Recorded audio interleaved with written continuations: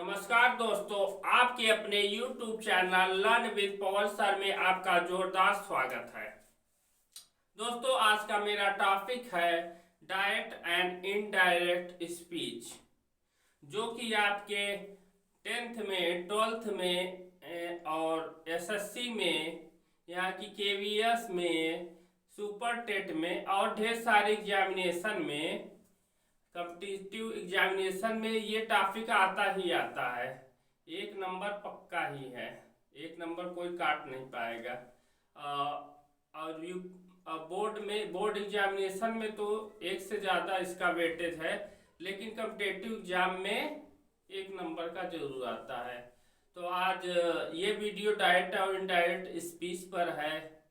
तो आज से मैं आपको डायरेक्ट इनडायरेक्ट आपको लर्न कराऊंगा, सीखूंगा, मैं भी आपको सिखाऊंगा। डायरेक्ट एंड इनडायरेक्ट स्पीच, यहाँ स्पीच को नरेशन भी कहा जाता है। मेरे प्यारे भाइयों, यहाँ पर देखते हैं डायरेक्ट और इनडायरेक्ट स्पीच को डायरेक्ट एंड इनडायरेक्ट स्पीच भी कहा जाता है। तो यहाँ चाहे स्पीच आए चाहे नरेशन आए, दोनों का मतलब एक रखेंगे हम। हाँ, किसी वक्ता की कथन को हम दो प्रकार से रख सकते हैं। अगर कोई आपसे बात कर रहा है और उसके कथन को हम तीसरे व्यक्ति द्वारा सुनाने जा रहे हैं, तो हम दो प्रकार से रख सकते हैं। पहला है डायरेक्ट स्पीच, वक्ता द्वारा कहे हुए शब्दों को ज्यों का त्यों उसी के शब्दों में रख देना डायरेक्ट स्पीच कहलाता है।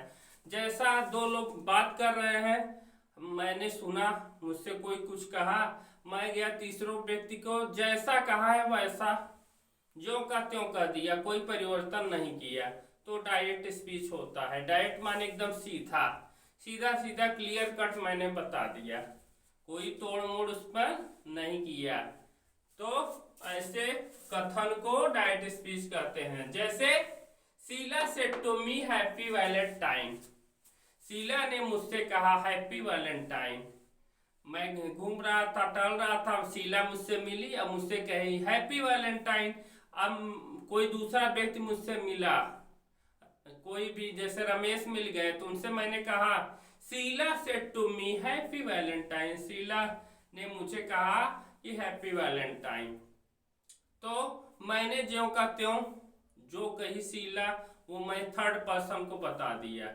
अगर ऐसे वाक्यों को, ऐसे कथन को डायरेक्ट स्पीच या डायरेक्ट नरेशन कहा जाता है। ये डायरेक्ट स्पीच को समझना बहुत ही आवश्यक है। जब डायरेक्ट को समझे रहेंगे तभी तो इनडायरेक्ट उसका बना पाएंगे, और इनडायरेक्ट को डायरेक्ट में भी बनाना है हम लोगों को। तो ये सेशन आपके लिए बहुत इंपॉर्टेंट है, मिस न करिएगा। हाँ, तो direct parts of direct narration, ये जो डायरेक्ट स्पीच है, डायरेक्ट नरेशन है, इसके कितने भाग होते हैं? पहला भाग है तो 2 पार्ट्स होते हैं। पहला है रिपोर्टिंग वर्ब और दूसरा है रिपोर्टेड स्पीच। रिपोर्टिंग वर्ब जो होता है इन्वर्टेड कामा के बाहर रहता है, और रिपोर्टेड स्पीच जो होता है इन्वर्टेड कामा के अंदर रहता है। जैसे यही वाक्य लेते हैं, शीला सेड टू मी और हैप्पी वैलेंटाइन, इसमें 2 भाग मेरे प्यारे भाइयों दिख रहा है। शीला सेड टू मी ये रिपोर्टिंग वर्ब हो गया, और हैप्पी वैलेंटाइन ये रिपोर्टेड स्पीच हो गया। अब कहेंगे कि इसमें तो वर्ब, इसका नाम पड़ा है रिपोर्टिंग वर्ब, लेकिन ये वर्ब तो सेड टू है केवल, नहीं, पूरा पार्ट हम लेते हैं। शीला सेड टू मी इतना पार्ट रिपोर्टिंग वर्ब है, हैप्पी वैलेंटाइन ये रिपोर्टेड स्पीच है। तो आप लोग इसका स्क्रीनशॉट ले लीजिए, फिर आगे चलते हैं।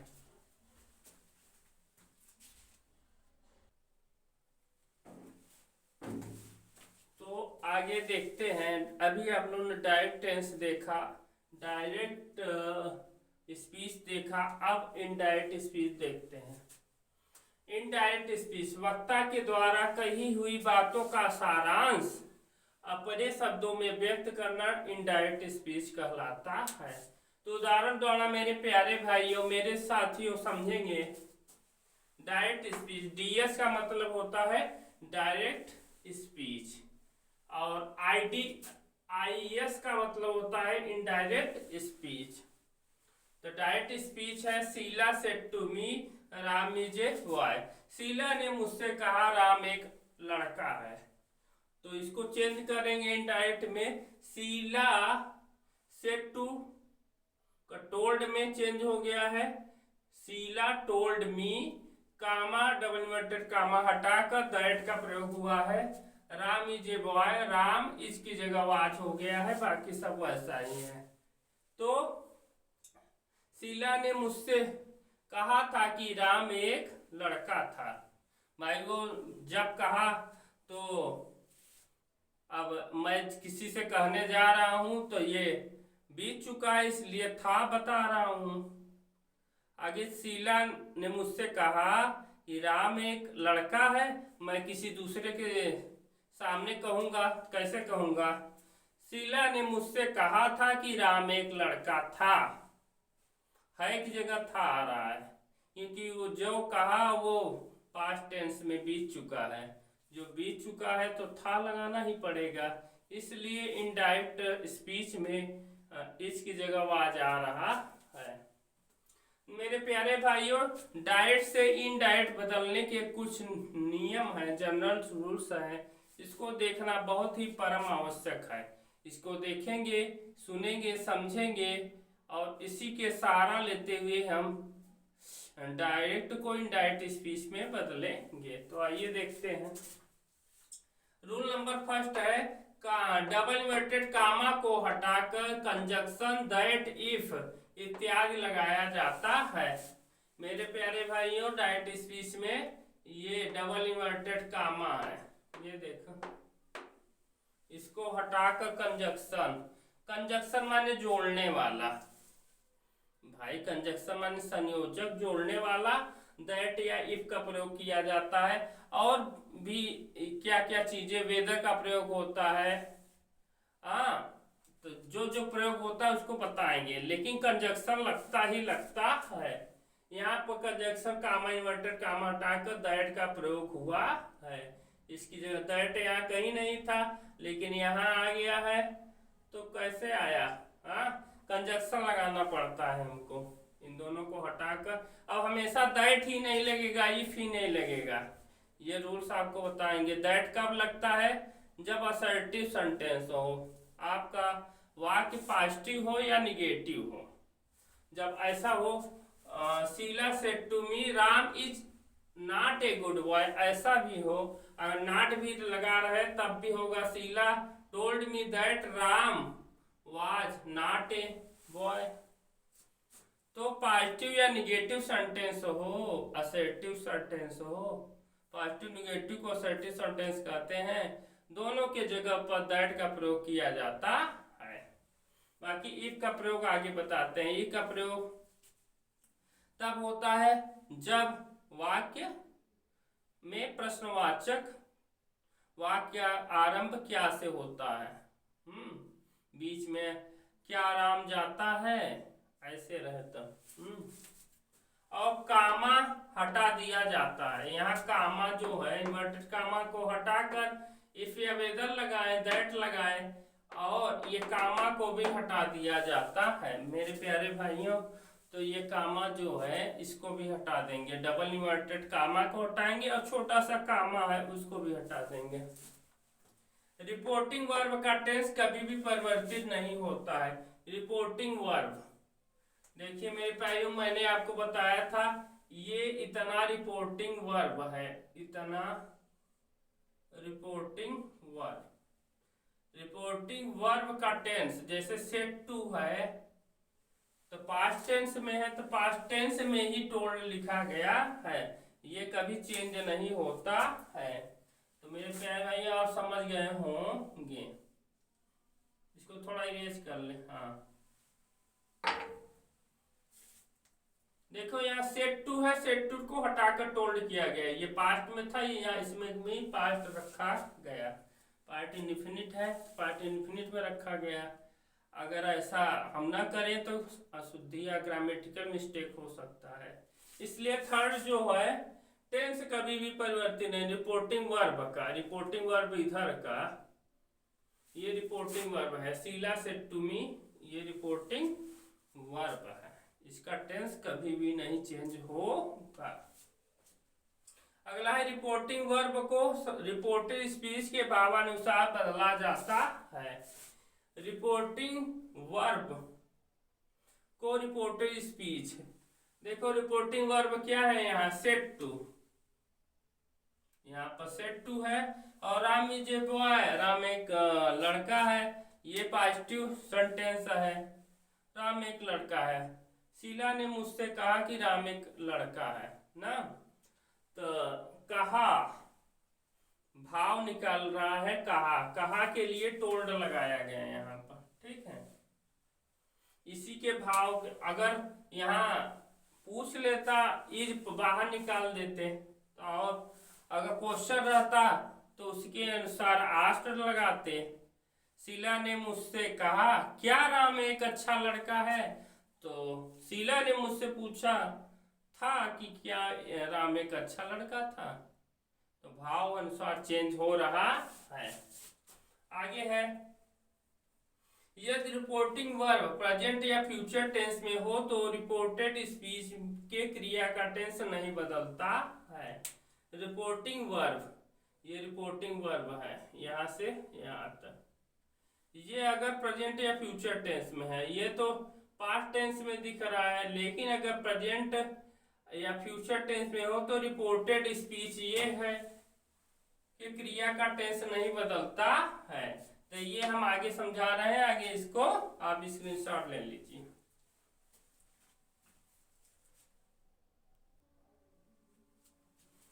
तो आगे देखते हैं, रूल नंबर जो 5 था उसको समझाने की कोशिश करते हैं। मैंने 2 एग्जाम्पल लिए हैं। पहला है Ram says Sita is a good girl, says S A Y S, तो ये किस टेंस में है मेरे प्यारे भाइयों, ये प्रेजेंट टेंस में है। आप देख रहे हैं S A Y S, present infinite tense है, एस या एस लगता है तो पहचानिए प्रेजेंट इंफिनिट टेंस है। और इस पार्ट को रिपोर्टिंग वर्ब कहा जाता है। रिपोर्टिंग वर्ब प्रेजेंट टेंस में है, तब जो इसका है रिपोर्टेड स्पीच का टेंस नहीं बदलेगा। क्या हो जाएगा, राम सेज का राम सेज ही रहेगा, लेकिन कामा इन्वर्टेड कामा हटेगा तो दैट लग जाएगा, that Sita is a good girl. जब देखेंगे यहाँ पर Ram say that Sita is a good girl, जो कहते हो मैंने उतार दिया। रिपोर्टिंग स्पीच अगर देखते हैं प्रेजेंट या फ्यूचर टेंस में है, एक फ्यूचर टेंस का एग्जांपल लेते हैं, Ram will say Sita is a good girl. Will say ये फ्यूचर इंफिनिट है, हाँ, यानी फ्यूचर टेंस में हो चाहे जिस टेंस में, चाहे इंडिफिनिट हो, चाहे कंटिन्यूअस, चाहे परफेक्ट, चाहे परफेक्ट कंटिन्यूअस, फ्यूचर में अगर है, इसको रिपोर्टेड स्पीच क्या हो, रिपोर्टेड स्पीच।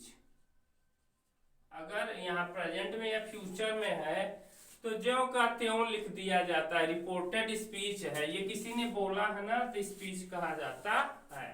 और ये रिपोर्टिंग स्पीच रिपोर्टिंग वर्ब है, तो ऐसे ही लिख देंगे राम विल से, लेकिन दैट कंजक्शन लगाना पड़ेगा same to same, Sita is a good girl. तो आप लोग समझ गए होंगे, अगर रिपोर्टिंग वर्ब प्रेजेंट या फ्यूचर में है तो रिपोर्टेड स्पीच का टेंस नहीं बदला जाता है।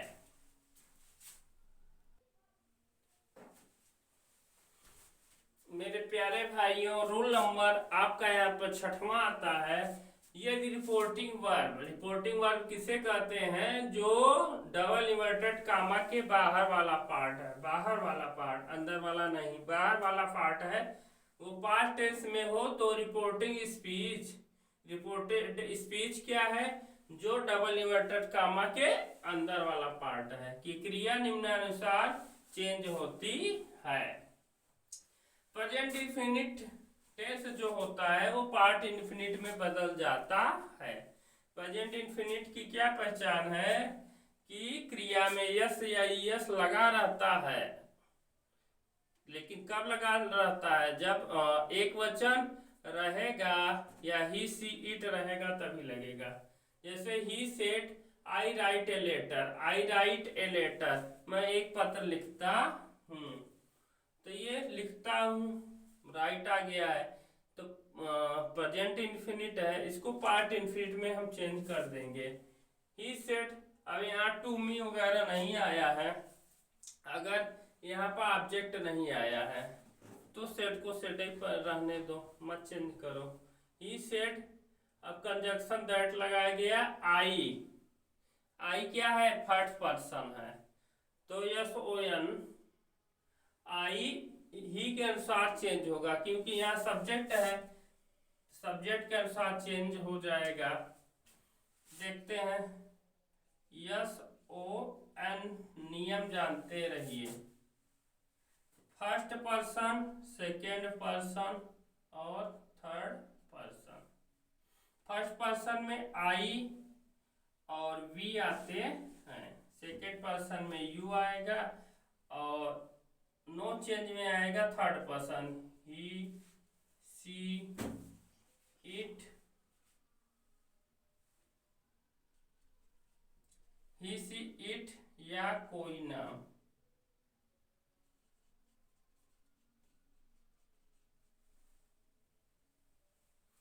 अगर वाक्य में सर्वनाम आए, सर्वनाम, सर्वनाम प्रोनाउन आए तो यस ओ एन के नियम से चेंज होता है, ये जानेंगे, के नियम से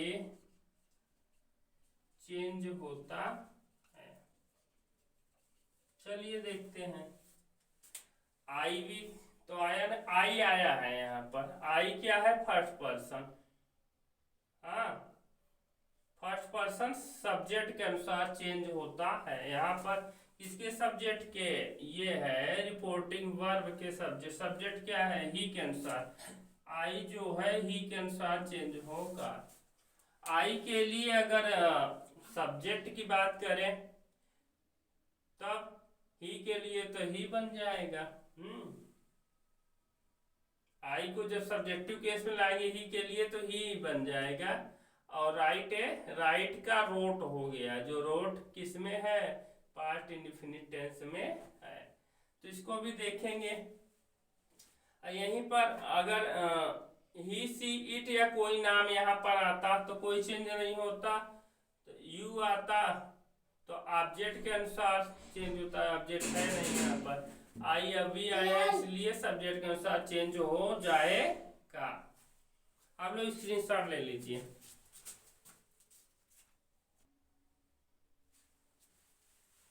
मेरे प्यारे भाइयों, कुछ अपवाद है इसमें, एक्सेप्शन है जो नियम को का पालन नहीं करता। आइए देखते हैं क्या है। ये रिपोर्टेड स्पीच यानी जो डबल इन्वर्टेड कामा के अंदर वाला भाग है, यूनिवर्सल ट्रूथ को बताता है, यानी सार्वभौमिक सत्य, ऐसा सत्य जो कभी असत्य न हो, हर काल में वो सत्य घटना हो। अगर ऐसी चीज आ जाए, ऐसा स्पीच आ जाए तो टेंस में कोई परिवर्तन नहीं होगा। जो इसका टेंस है रिपोर्टेड स्पीच के टेंस में कोई परिवर्तन नहीं होगा। देखते हैं उदाहरण से, एग्जाम्पल से। The teacher said to me the earth is round. Teacher ने मुझसे कहा कि पृथ्वी गोल है। अब देखो, पृथ्वी गोल है, ये यूनिवर्सल ट्रूथ है, हाँ, सार्वभौमिक सत्य है, पृथ्वी राउंड है और कुछ नहीं है। तो राउंड है पृथ्वी अगर, तो यूनिवर्सल ट्रूथ है। तो ऐसे इसका टेंस नहीं चेंज होगा, ये प्रेजेंट टेंस में है, प्रेजेंट टेंस ही रहेगा। लेकिन और चेंजेस होंगे, क्या होंगे? द टीचर की जगह द टीचर ही रहेगा। सेड टू की जगह टोल्ड हो जाता है, अगर मी दिया रहता है तो क्या हो जाएगा? Told me. कंजक्शन दैट का प्रयोग होगा क्योंकि ये पार्टिसिपल सेंटेंस है। The teacher told me that the earth is round. देखिए प्रेजेंट इंफिनिट वाला प्रेजेंट इंफिनिटी में आ गया है, ठीक है। आगे है the principal said to me the moon revolves around the earth. Principal ने मुझसे क्या कहा कि जो मून है चंद्रमा पृथ्वी के चारों ओर चक्कर लगाता है। अब ये पृथ्वी के चारों चक्कर लगाता है, ऐसा नहीं है कि आज चक्कर लगा रहा है कल नहीं चल लगाएगा, यानी इसको लगाना ही लगाना है मेरे प्यारे भाइयों। ये यूनिवर्सल ट्रूथ है। यूनिवर्सल ट्रूथ जब आए तो उसका टेंस नहीं चेंज होता है, जो डबल इन्वर्टेड कामा के अंदर वाला भाग रहता है, यानी जो रिपोर्टेड स्पीच है। तो देखते हैं द प्रिंसिपल का द प्रिंसिपल ही रहेगा, इसको इनडायरेक्ट में बदलते हैं। द प्रिंसिपल का पी कैपिटल से रखेंगे। The principal said to, told में हो गया क्योंकि ये पॉजिटिव सेंटेंस है। अब दैट लगाया जाएगा कंजक्शन, क्योंकि पॉजिटिव है या असर्टिव है। पूरा उठाकर ऐसे ही लिख देना है। The moon revolves around the अर्थ। ये अपवाद है मेरे प्यारे भाइयों। जहां अपवाद आएगा यूनिवर्सल ट्रूथ आएगी। हाँ, जैसे the sun rises in the east and the sun sets in the west. सूर्य पूरब से निकलता है, पश्चिम में अस्त होता है। ये यूनिवर्सल ट्रूथ है, ये आए तब भी अपवाद है। तो जहां अपवाद आए तो रिपोर्टेड स्पीच का टेंस कभी भी चेंज नहीं होता है। इसके आगे हम वीडियो कल देंगे आपको। अगर अब आपको वीडियो अच्छी लगी हो तो सब्सक्राइब अवश्य करिएगा। एक सब्सक्रिप्शन मिलने से हमें वीडियो बनाने का मौका मिलता है। ये वीडियो बहुत दिनों के बाद आई है। कुछ हमारे यहाँ फंक्शन था शादी विवाह का, इसलिए नहीं बना पाए। अब लगातार वीडियो आती रहेंगी। आप लोग जुड़ते रहिए और ज्ञान की जोत जलाते रहिए। जय हिंद, जय भारत।